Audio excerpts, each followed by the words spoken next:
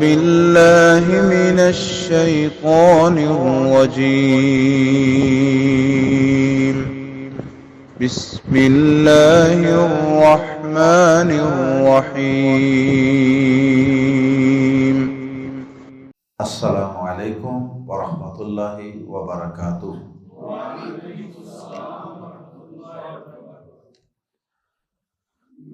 سورہ ہود آیت نمبر 15 سے 17۔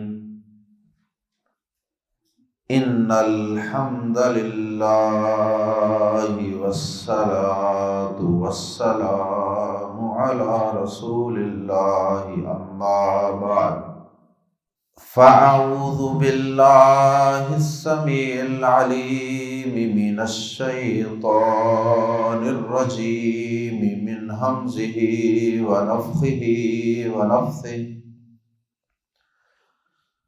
من کان یرید الحیاۃ الدنیا وزینتہا نوفی الیہم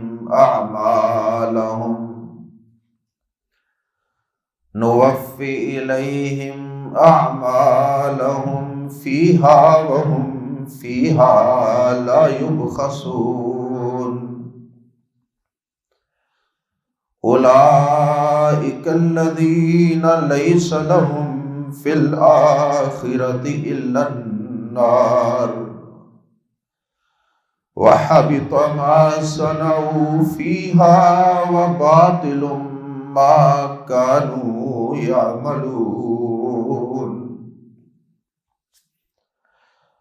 أفمن كان على بينة من ربه ويتلوه شاهد منه ومن قبله كتاب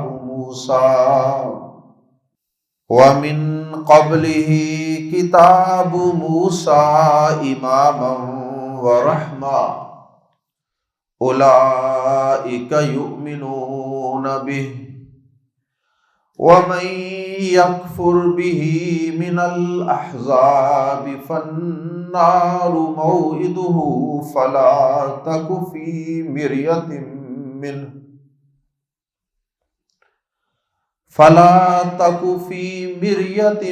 منه انه الحق من ربک ولکن اکثر الناس لا یؤمنون۔ سورہ ہود کی 3 آیات کی تلاوت آپ کے سامنے کی گئی ہے۔ ان میں سے پہلی 2 آیات کے متعلق اکثر مفسرین کا یہ خیال ہے کہ یہ کفار و مشرکین کے متعلق نازل کی گئی ہے، اگرچہ جزوی اعتبار سے بعض مسلمان بھی ان آیات کی زد میں آ سکتے ہیں، جس کا تذکرہ انشاءاللہ میں بعد میں کروں گا۔ پہلے کفار و مشرکین کے حوالے سے پہلی 2 آیات کی تفسیر ملاحظہ فرمائیے۔ وہ کافر جو دنیا میں کوئی نیک عمل کرتے ہیں، کوئی صدقہ و خیرات کرتے ہیں، کوئی مہمان نوازی کرتے ہیں، کوئی رستے سے تکلیف دہ چیز کو ہٹا دیتے ہیں، کسی نابینے کو رستہ دکھا دیتے ہیں، کوئی کنواں بنوا دیتے ہیں، کوئی درخت لگا دیتے ہیں، کوئی لائبریری، کوئی ہاسپٹل بنا دیتے ہیں، کوئی بھی رفاہ عامہ کا ویلفیئر کا کام کرتے ہیں، اور یقیناً یہ رفاہ عامہ کے کام یہ اللہ کے ہاں نیکی ہے، لیکن کافروں کی یہ نیکیاں اللہ کے ہاں قابل قبول نہیں۔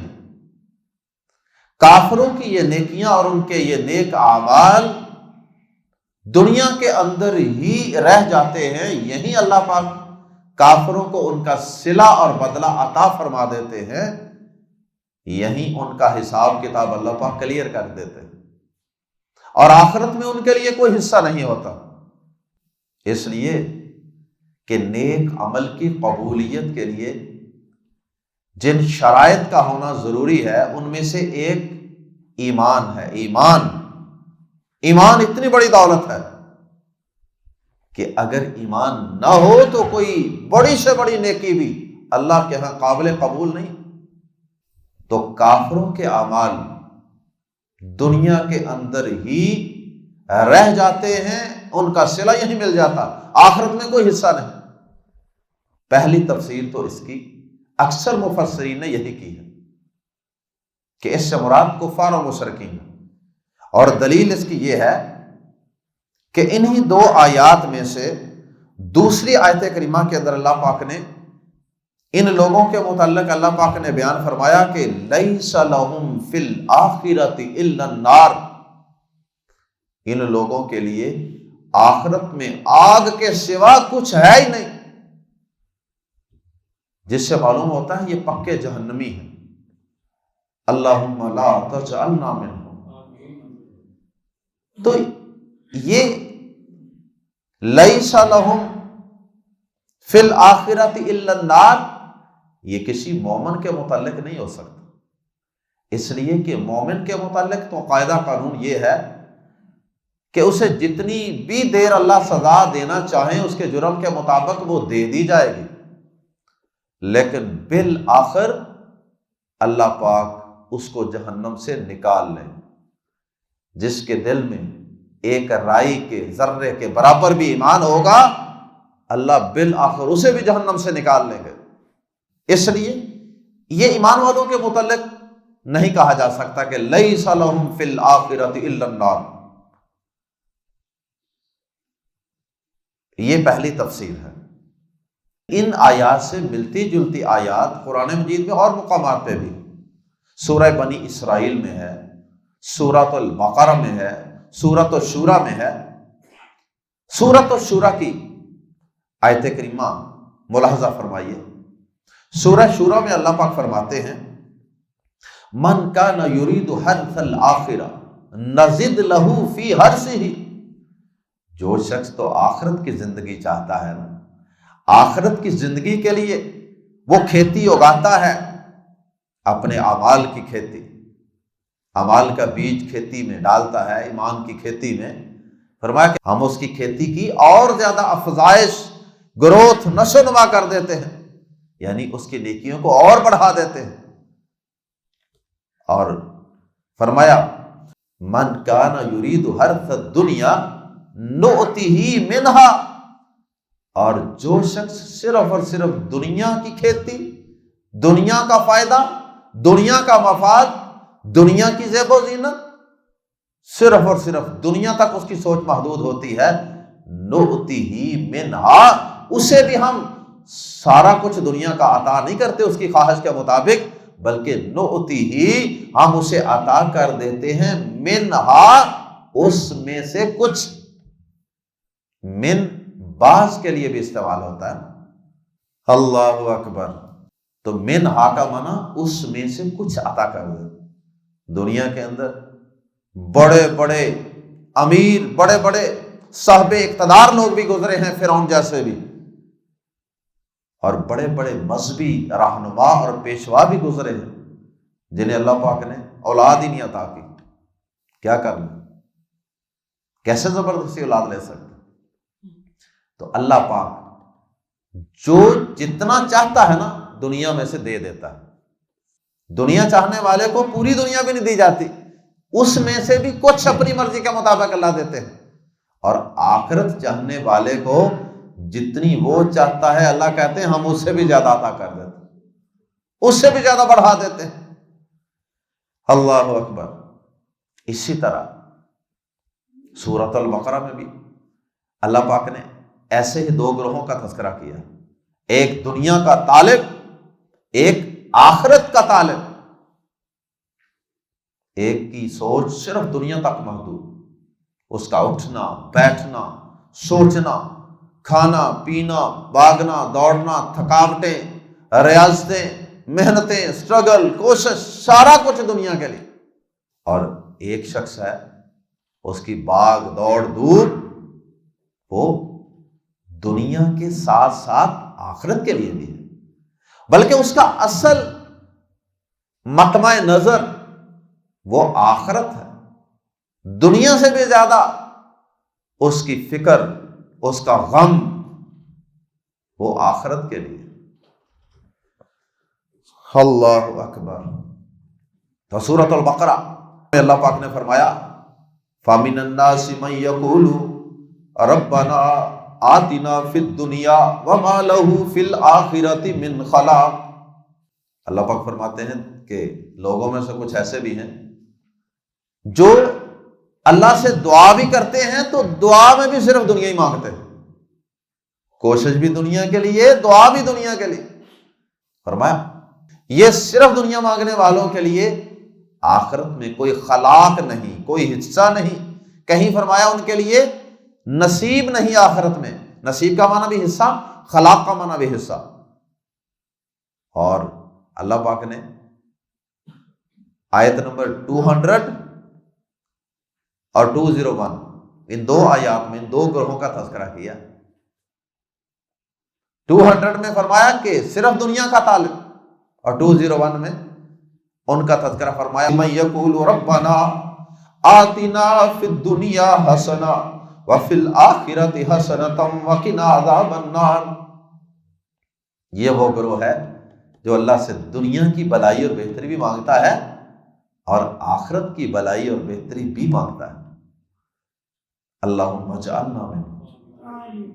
اس لیے نبی صلی اللہ علیہ وسلم کی اکثر یہ دعا ہوتی تھی ربنا آتنا فی الدنیا حسنہ وفی الآخرۃ حسنۃ وقنا عذاب النار۔ اللہ اکبر۔ اسی طرح ان پہلی دو آیات کے اندر پہلی تفسیر کے مطابق ان دو آیات میں کفار و مشرکین کا تذکرہ ہے۔ دوسری تفسیر کے مطابق یا یوں کہہ لیجئے کہ جزوی اعتبار سے، کلی اعتبار سے تو اس تفسیر کی زد میں یا ان آیات کی زد میں ایمان والے نہیں آتے، لیکن اگر لیس لہم فی الآخرۃ الا النار اس جملے کے علاوہ باقی آیات کو لیا جائے تو کسی حد تک اس میں ایمان والے بھی آ جاتے ہیں۔ کون سے ایمان والے؟ جو دنیا میں اعمال تو کرتے ہیں، اعمال صالحہ تو کرتے ہیں، لیکن وہ اس کے ساتھ ساتھ ریاکاری اور دکھلاوا بھی کرتے ہیں۔ وہ لوگوں کو دکھلانے کے لیے، مشہوری کی، شہرت کی خاطر، فیم کی خاطر، لوگ کہیں کیا بات ہے، اس مقصد کے لیے بھی نیک اعمال کرنے والے جو لوگ ہیں نا، ان کی نیکیاں بھی دنیا میں ضائع ہو جاتی، آخرت تک نہیں پہنچتی۔ اسی طرح بدعات کرنے والے جو سنت کے مطابق عمل نہیں کرتے، کم کرتے تو نیک عمل ہے لیکن وہ سنت کے مطابق نہیں ہوتے۔ اللہ اکبر۔ اسی طرح ہیں تو بظاہر کلمہ پڑھنے والے لیکن ان کے ایمان اور عقیدے کے اندر شرک بھی موجود ہے، لے ڈوبے گا ان کا وہ غلط عقیدہ ان کے نیک اعمال کو۔ جیسے صحیح مسلم شریف کے اندر آتا ہے، نبی صلی اللہ علیہ وسلم نے تذکرہ فرمایا 3 بڑے بڑے نیک لوگوں کا۔ فرمایا قیامت کے دن جہنم کی آگ کو جب بھڑکانا شروع کیا جائے گا نا تو 3 لوگوں سے بھڑکایا جائے گا۔ ان میں سے ایک شخص شہید ہوگا، بڑا ہی عظیم عمل جہاد فی سبیل اللہ، اور اللہ کی راہ میں خون بہا دینا، جان لوٹا دینا، بڑا عظمت والا عمل ہے۔ انسان کا خون کا قطرہ زمین پہ بعد میں گرتا ہے، اللہ پاک سارے گناہوں پہ معافی کا قلم پہلے پھیر دیتا۔ اتنا عظیم عمل، لیکن حالت کیا ہے؟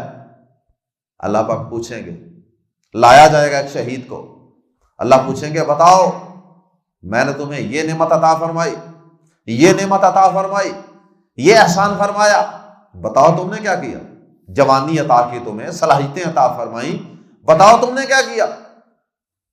وہ کہے گا یا اللہ میں نے اپنی سب سے قیمتی چیز میری جان تھی، جان سب سے قیمتی چیز ہوتی ہے نا، یا اللہ میں نے وہی تیری رضا کے لیے لٹا دی، اور میں کیا کر سکتا؟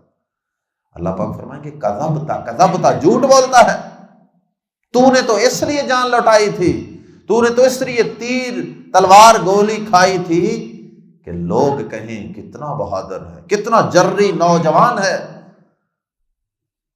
تو نے تو اس لیے جہاد کیا۔ اور پھر اللہ پاک گھسیٹ کر الٹے منہ اس کو جہنم میں پھینک دیں گے۔ تو نے لوگوں کے لیے کام کیا تھا نا، لوگوں کے لیے نیک عمل کیا تھا نا، جا آپ لوگوں سے اجر لے۔ نیکی برباد، گناہ لازم، نیکی بھی ضائع، الٹا جہنم میں بھی پھینکا جا رہا ہے ریاکاری کے جرم کی وجہ سے۔ ایک اور شخص کو لایا جائے گا، وہ قرآن کا بڑا عالم ہوگا، وہ قرآن کا بڑا قاری ہوگا، اس سے پوچھا جائے گا بتا میں نے تجھے یہ عطا کیا، میں نے تجھے یہ عطا کیا، تو نے کیا کیا؟ میری رضا کے لیے، میرے دین کے لیے تو نے کیا کیا؟ وہ کہے گا یا اللہ دن رات تیرے قرآن کی تبلیغ کی، تیرے قرآن کی تلاوتیں کی، لوگوں کے ایمان کو بڑھایا، لوگوں کو صراط مستقیم دکھایا۔ اللہ پاک فرمائیں گے کذبتا، جھوٹ بولتا ہے تو اس لیے قرآن کی خدمت کیا کرتا تھا کہ لوگ کہیں بڑا قرآن کا عالم ہے، بڑا قرآن کا قاری ہے، اور اسے بھی اللہ پاک گھسیٹ کا جہنم میں پھینک دے۔ اللہم لا تجعلنا۔ تیسرا شخص لایا جائے گا، سخی، دن رات اللہ کی راہ میں مال خرچ کرنے والا، نعمتیں اللہ گنوائیں گے، اور پھر اللہ پوچھیں گے تو نے کیا کیا؟ کہے گا یا اللہ مال تو نے دیا تھا، دن رات تیری راہ میں خرچ کیا۔ اللہ پاک کہیں گے کذبتا، جھوٹ بولتا ہے، اس لیے خرچ کرتا تھا تصویر لگ جائے، شہرت ہو جائے، مشہوری ہو جائے، لوگوں کو پتہ چل جائے، اور گھسیٹ کر اندھے منہ جہنم میں پھینک دیا جائے گا۔ اللہم لا تجعلنا منہم۔ ابو ہریرہ رضی اللہ تعالی عنہ اس حدیث کو بیان کرنے کے بعد بے ہوش ہو گئے کہ کتنا سخت معاملہ ہوگا قیامت کے دن۔ اللہ اکبر، اللہم لا تجعلنا منہم۔ تو یہ ایمان والے بھی بعض کسی حد تک اپنی نیکیوں کو ضائع کروا بیٹھیں گے، لیکن ان پر یہ حصہ صادق نہیں آتا لیس لہم فی الآخرۃ الا النار، کیونکہ بالآخر انہیں جہنم سے نکال لیا جائے گا۔ آئیے پہلی دو آیات کا ترجمہ سماعت فرمائیے۔ من کانا، جو کوئی ہو، من جو کوئی کانا ہو یا ہے، یریدو چاہتا، ارادہ رکھتا، الحیات دنیا، دنیا کی زندگی کا، جو کوئی دنیا کی زندگی کا ارادہ رکھتا ہو، مطمع نظر، طلب صرف دنیا کی زندگی کی، وزینتہا، اور اس کی زیب و زینت کا، دنیا کی زیب و زینت ہے نا، رنگینیاں، خواہشات، فیسلٹیز۔ اللہ اکبر، جو کوئی دنیا کی زندگی اور اس کی زیب و زینت کا ارادہ رکھتا ہو۔ دنیا کی زیب و زینت کیا حرام ہے؟ کیا ایک مومن اس کا ارادہ نہیں رکھ سکتا، اس کی خواہش نہیں کر سکتا؟ جی ہاں کر سکتا ہے۔ قرآن مجید میں جہاں بھی دنیا کی خواہش کرنے والوں کی مذمت کی گئی ہے، دنیا کے پجاریوں کی مذمت کی گئی ہے، تو اس کا قاعدہ قانون سمجھ لیں۔ اس کا مطلب یہ ہرگز نہیں کہ قرآن مجید انسان کو دنیا کی نعمتیں استعمال کرنے سے روکتا ہے، یہ ناپسندیدہ ہے، یہ حرام ہے، ایسا نہیں ہے۔ کل من حرم زینت اللہ، قرآن مجید میں اللہ پاک نے فرمایا نا، کہہ دیجئے کون ہے جو اللہ کی حلال کردہ زیب و زینت کی چیزوں کو حرام کرے اپنے بندوں پر، جو اللہ نے نکالی ہے اپنے بندوں کے لیے۔ دنیا اور اس کی زیب و زینت یہ حرام نہیں ہے، یہ ممنوع نہیں ہے، مراد یہ ہے کہ ان پر تکیہ نہیں کرنا چاہیے، صرف اور صرف اپنی خواہشات، باغ دوڑ، دھوپ دعائیں، ان کو صرف دنیا تک محدود کر لینا، یہ خطرناک، یہ ہے قابل مذمت، اس کی مذمت کرتا ہے قرآن۔ اور آخرت کے لیے کچھ نہ کرنا، میڈیکل کی کتابیں پڑھ لینا، انجینئرنگ کی پڑھ لینا، اور زندگی کے 18 20 سال قیمتی جوانی کے دنیا کی چند روزہ زندگی کے لیے تو کھپا دینا، لیکن قرآن پڑھنے کے لیے جب کہا جائے کہ وقت نہیں ہے، ٹائم مینج نہیں ہوتا، سکیجول بڑا ٹائٹ ہے، تو یہ کیا ہے؟ یہ ہے صرف دنیا کی پوجا پاٹ، ایسی دنیا اور ایسے دنیا کے پجاری، انہیں کہا گیا ہے کہ دنیا مردار ہے اور اس کے پجاری کتے ہیں۔ ایسے لوگ ہیں جن کے متعلق یہ کہا گیا۔ فرمایا جو کوئی دنیا اور اس کی زیب و زینت کا ارادہ رکھتا ہو، نوفی، ہم پورا پورا بدلہ دیں گے۔ فوت ہونا اسی سے ہے۔ تو فوت ہونے کا مطلب کیا ہوتا ہے؟ فوت کرتے ہیں جب اللہ پاک کسی کو، تو پورا پورا اس کو لے جایا جاتا ہے، اٹھا لیا جاتا ہے، اس کی روح کو نکال لیا جاتا ہے، تو یہ اسی سے ہے۔ تو نوفی یہ جمع متکلم کا صیغہ ہے، نوفی ہم پورا پورا دے دیں گے، الیہم ان کی طرف، یا انہیں ہم پورا پورا دے دیں گے، الیہم ان کی طرف یعنی انہیں، اعمالہم ان کے اعمال، فیہا اس دنیا کی زندگی میں، فیہا میں ہا کی ضمیر لوٹ رہی ہے الحیات دنیا کی طرف، یہ مؤنث ہے نا، الحیات آخر میں گول تا مؤنث کی علامت ہوتی، فیہا ہم انہیں ان کے اعمال کا بدلہ اسی میں پورا پورا دے دیں گے۔ کسی میں؟ کسی میں؟ دنیا میں۔ دنیا میں اللہ کیسے دیتے ہیں؟ اس کے رزق میں اضافہ کر دیا، اس کی شہرت میں اور اضافہ کر دیا، اس کو کسی دنیا میں آنے والی پکڑ سے بچا لیا، کئی طریقے ہیں۔ وہم اور وہ، فیہا اس میں، یہاں بھی ہا کی ضمیر لوٹ رہی ہے الحیات دنیا، وہم فیہا اور وہ اس میں، لا یبخسون کمی نہ کیے جائیں گے، اور اس میں ان سے کمی نہ کی جائے گی۔ کمی کا معنی کہ جتنی انہوں نے نیکی کی ہے، ہر عمل کا بدلہ اللہ دنیا میں کیلکولیٹ کر کے ان کو دے دے، کوئی نیکی ان کی رکھی نہیں جائے گی۔ اللہ اتنا عدل و انصاف والا کہ کافر کو بھی اس کی نیکی کا بدلہ دے دیتا ہے، لیکن صرف دنیا، آخرت میں نہیں۔ اولئک الذین، یہی ہیں وہ لوگ، لیس لہم نہیں ہے ان کے لیے، فی الآخرۃ آخرت میں، الا النار سوائے آگ کے۔ اللہم اجرنا من النار، اللہم اجرنا من النار، اللہم اجرنا من النار۔ وحبط اور برباد ہو گیا اور ضائع ہو گیا اور بیکار ہے، ما جو صنعوا انہوں نے کیا، اور جو وہ کرتے تھے، وحبط ما صنعوا فیہا اور برباد ہو گیا جو کچھ انہوں نے اس میں کیا، وباطل اور بیکار ہے، باطل ہے، بیکار ہے، ما جو کانو تھے وہ یعملون کیا کرتے، اور جو کچھ وہ کیا کرتے تھے وہ سارے کا سارا بیکار ہے، باطل ہے، کسی کام نہیں آیا۔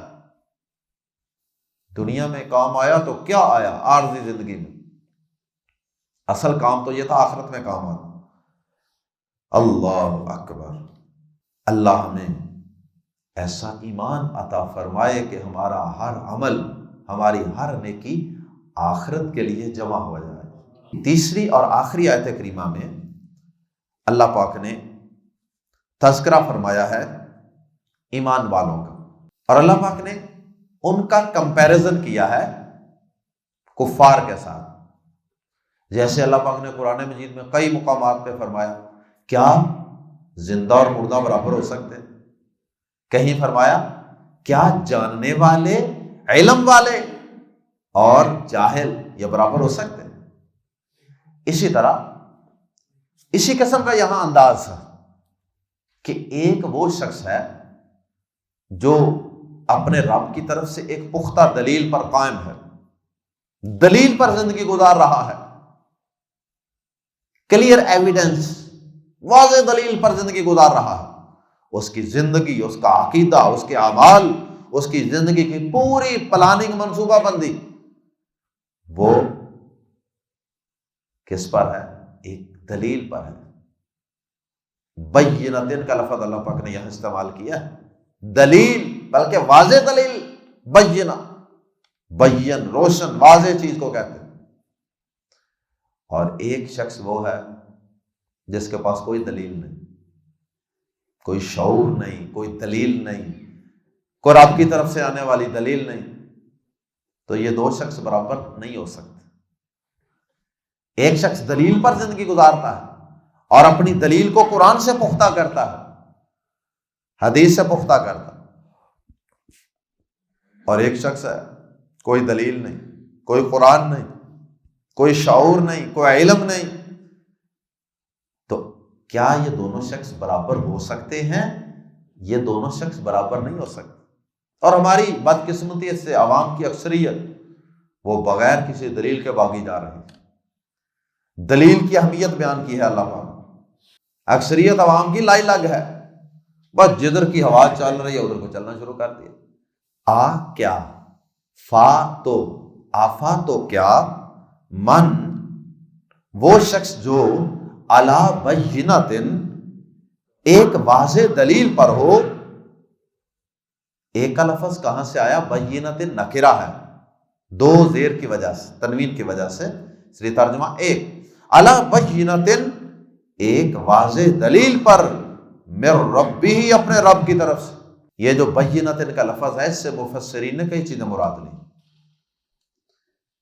ان میں سے دو بڑی تفسیریں آپ کے سامنے عرض کیے دیتا ہوں۔ ایک ترجمہ اور تفسیر ہے بینۃ کی معجزات، دلائل، جیسے اللہ پاک نے ہر پیغمبر کو معجزات دیے نا، دلائل دے کے بھیجا۔ ہر پیغمبر جو آیا اس کے پاس کوئی دلیل ہوتی تھی اس کی نبوت کی، اس کے سچا ہونے کی۔ جیسا کہ اسی صورت میں آگے چل کے اللہ پاک نے مختلف پیغمبروں کا تذکرہ کیا، ان کی دعوت کا تذکرہ کیا۔ انہوں نے اپنی قوموں کو جب دعوت دی تو انہوں نے یہ الفاظ استعمال کی، ان کنت علی بینۃ من ربی، او لوگو اگر میں اپنے رب کی طرف سے ایک واضح دلیل پر ہوں، تو پھر آگے اس سے آگے اگلی بات کی، یعنی میرے پاس ایک واضح معجزہ ہے۔ تو بینۃ من ربی کا معنی کیا ہوا؟ رب کی طرف سے آنے والا معجزہ جو پیغمبروں کے پاس ہوتا ہے۔ اللہ اکبر۔ اور دوسری تفسیر یہ ہے کہ بینۃ سے مراد فطرت سلیمہ، فطرت، وہ فطرت جو اللہ پاک نے ہر انسان کے اندر ودیت فرما دی، انسٹال کر دی ہے اللہ پاک نے، اور جس کا تذکرہ قرآن میں آتا ہے عہد الست۔ اللہ پاک نے ساری روحوں کو جمع کیا تھا اور کیا کہا تھا؟ الست بربکم، کیا میں تمہارا رب ہوں کہ نہ، تمہارا پروردگار پیدا کرنے والا ہوں کہ نہ؟ قالوا بلا، سب نے کہا بیک زبان ہو کر، ہاں ہاں تو ہمارا رب ہے، پروردگار۔ وہ کیا تھا؟ وہ جو ایک چیز اللہ نے اندر رکھی ہے کہ ہر انسان کے اندر ایک بچہ بھی جب بڑا ہوتا ہے نا تو وہ اوپر کو دیکھتا ہے، کوئی مسئلہ ہوتا ہے، کوئی پریشانی ہوتی ہے تو اوپر کوئی انگلی کرتا ہے، نظر اوپر اٹھتی ہے انسان کی۔ وہ فطری طور پہ ایک اللہ کا تصور ہے ہر انسان کے اندر، فطرت۔ اور حدیث میں بھی آتا ہے، صحیح بخاری وغیرہ میں بھی حدیث موجود ہے، کل مولود یولد علی الفطرہ، فرمایا ہر بچہ فطرت اسلام پر پیدا ہوتا ہے، فطرت پر پیدا ہوتا ہے۔ فطرت سے مراد یہی دین اسلام، دین اسلام یہ آخری امت کا دین ہی نہیں کہلواتا، ہر نبی کے دور میں جو لیٹسٹ شریعت چل رہی ہوتی تھی وہ اسلام ہی ہوتا تھا اس دور کا۔ اسلام کا معنی ماننے کی پالیسی، بس ادھر فرمان محمد ہو ادھر گردن جھکائی ہو صلی اللہ علیہ وسلم۔ تو مان لینے والے لوگ جو ہوتے ہیں نا وہ مسلمان ہوتے ہیں ہر دور میں۔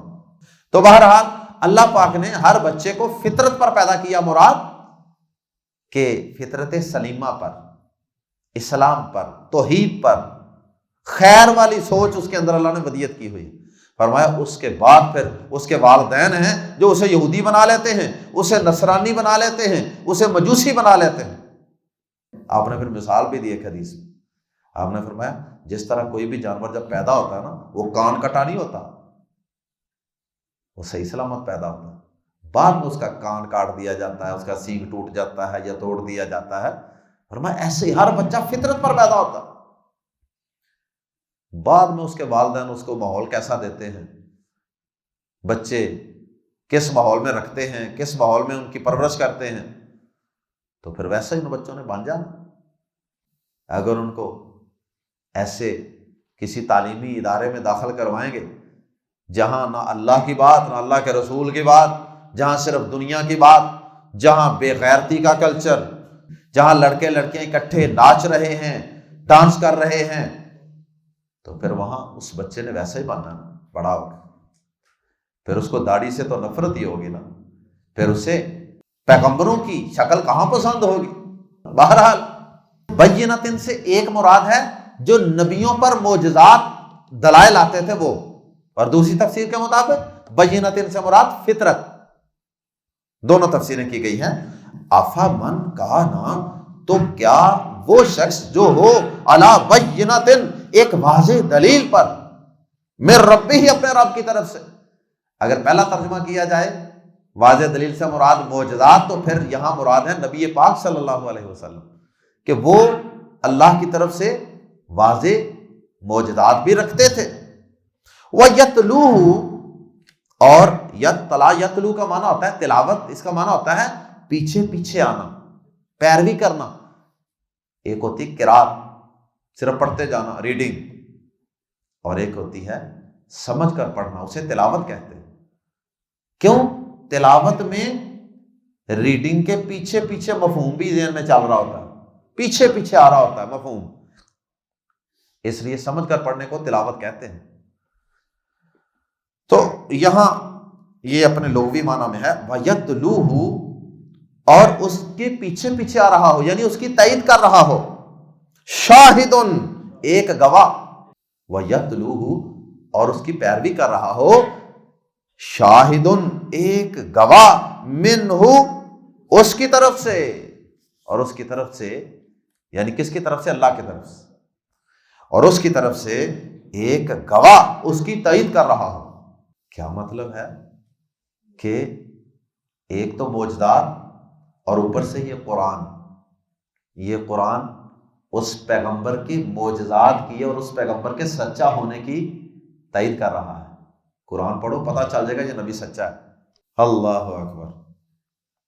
تو شاہدن سے مراد قرآن، وَمِن قَبْلِهِ، اور اس سے پہلے کتاب موسیٰ علیہ السلام کی کتاب، اور اس سے پہلے موسیٰ علیہ السلام کی کتاب، اماماً ورحمہ، جو امام اور رحمت تھی۔ امام کس کو کہتے ہیں؟ جو آگے کھڑا ہوتا ہے نماز، جو پہلے کسی بھی کام میں آگے ہوتا ہے، اس کو امام کہتے ہیں نا۔ تو وہ موسیٰ علیہ السلام کی کتاب قرآن کی امام ہو گئی نا، کہ وہ اس سے پہلے آئی ہے۔ تو موسیٰ علیہ السلام کی کتاب جو اس سے پہلے آ گئی، وہ بھی اس کی تائید کر رہی ہے۔ تورات بھی بول بول کے کہہ رہی ہے یہ نبی جناب محمد رسول اللہ صلی اللہ علیہ وسلم سچے نبی ہیں۔ ایک معجزات ان کے سچا ہونے کی دلیل، اور ایک شاہد منہ قرآن، یہ ان کے سچا ہونے کی دلیل، اور تیسرے نمبر پہ موسیٰ علیہ السلام کی کتاب جو رحمت بنا کے اللہ نے بھیجی تھی، اور جو قرآن سے پہلے اللہ نے بھیجی تھی امام بنا کر، وہ بھی اس کی تائید کر رہی ہے کہ وہ سچا رسول۔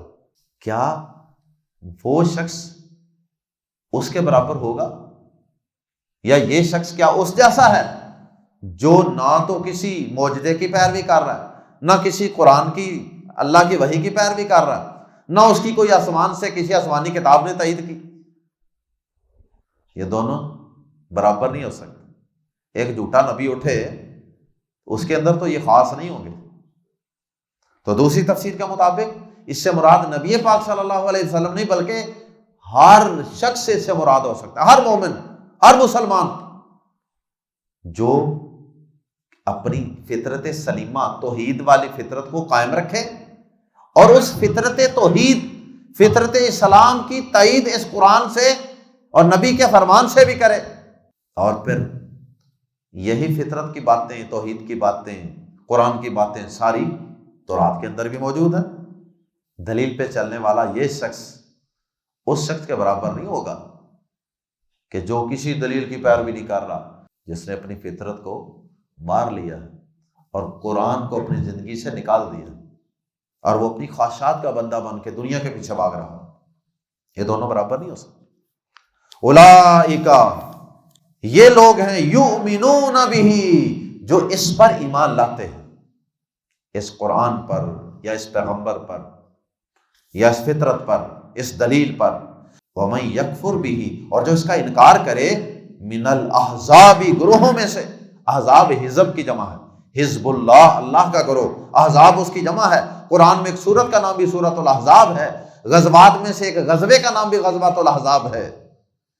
ومن یکفر بہ من الاحزاب، اور جو گروہوں میں سے اس کا انکار کرے گا، وہ چاہے یہودیوں کا گروہ ہو، چاہے عیسائیوں کا ہو، چاہے مجوسیوں کا ہو، بت پرستوں کا ہو، کوئی بھی گروہ ہو، جو بھی گروہ میں سے اس کا انکار کرے گا، اس پیغمبر کا انکار کرے گا، اس کتاب کا انکار کرے گا، فالنار، پس آگ ہی، موعدہ، اس کا ٹھکانہ ہے۔ اور یہ نبی صلی اللہ علیہ وسلم نے حدیث میں بھی بات بیان فرمایا، اس ذات کی قسم جس کے ہاتھ میں میں محمد کی جان ہے، کوئی بھی شخص چاہے وہ یہودی ہے، عیسائی ہے، مجوسی ہے، کوئی بھی ہے، اس تک میں محمد کا پیغام پہنچ گیا کہ میں اللہ کا رسول ہوں، پھر وہ مجھ پر ایمان نہ لایا، تو اس ذات کی قسم وہ آگ میں داخل ہوگا۔ یہی بات یہاں بیان فرمائی گئی۔ وَمَن يَكْفُرْ بِهِ مِنَ الْأَحْزَابِ، اور گروہوں میں سے جو بھی اس کا انکار کرے گا، فَالنَّارُ مَوْعِدُهُ، تو آگ ہی اس کے وعدے کی جگہ ہے۔ موعد، وعدے کی جگہ، وعدے کا وقت یا وعدے کی جگہ، تو آگ ہی اس کے وعدے کی جگہ ہے۔ اللہم لا تجعلنا منہم۔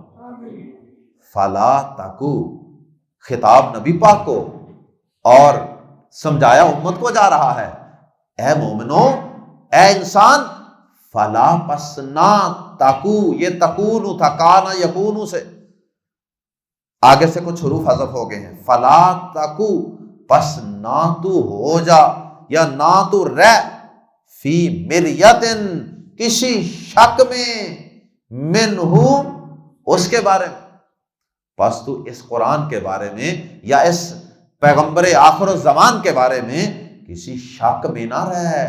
انہ الحق، بے شک یہی حق ہے، من ربک، تیرے رب کی طرف سے، ولیکن، اور لیکن، اکثر الناس، اکثر لوگ، میجورٹی آف دی پیپل، لا یؤمنون، ایمان نہیں لاتے۔ اور دین جمہوریت جو ہے اس میں اکثریت معیار حق ہے، لیکن اللہ قرآن میں بار بار بتاتے ہیں کہ اکثریت ناشکروں کی، اکثریت ایمان نہ لانے والوں، تو فرمایا کہ لوگوں کی اکثریت ایمان نہ لانے والی ہے، دنیا کے پیچھے بھاگنے والی ہے، دلیل کی پیروی کرنے والے لوگ بہت تھوڑے ہیں، دین کی پیروی کرنے والے بہت تھوڑے ہیں، قرآن کی پیروی کرنے والے بہت تھوڑے ہیں، اور توحید پہ چلنے والے بہت تھوڑے ہیں۔ اللہ اپنے قلیل بندوں میں ہمیں بھی شامل فرما لے۔ سبحانک اللہم و بحمدک، اشہد ان لا الہ الا انت، استغفرک و اتوب الیک۔